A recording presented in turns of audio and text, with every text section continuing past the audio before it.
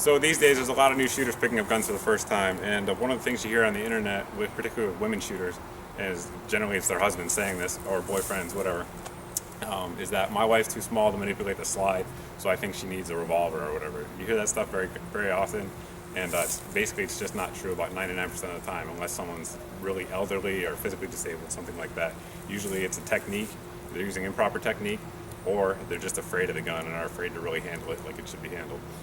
I've taught thousands of shooters, new shooters, over the years, to include this young lady next to me, Laura, in terms of how to manipulate guns, things like that. And the technique for doing it properly, I'm going to demonstrate, and then she's going to show you it can be done even by somebody who's 5 feet, 100 pounds. So I'm zooming here so you guys can see it. Basically what you want to do is you want to get your dominant hand up in that beaver tail as high as possible, and your weak hand come over the top of the slide, and you're going to push with one hand and push in the opposite direction with the hand on top. So basically you're just pushing, and at the same time hitting whatever your slide stop lever is up to lock that slide to the rear. Of course, that's for emergency malfunction, things like that. If you need to just rack it to roll it around, you just keep going through. So that's the proper technique for it.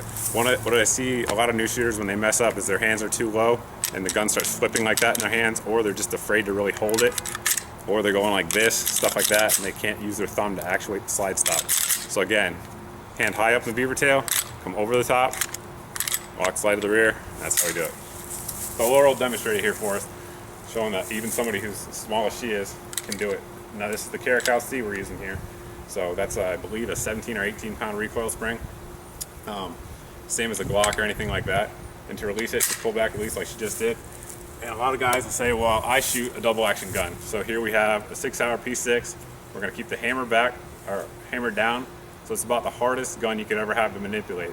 We'll show that using proper technique, it can be done even by somebody this size.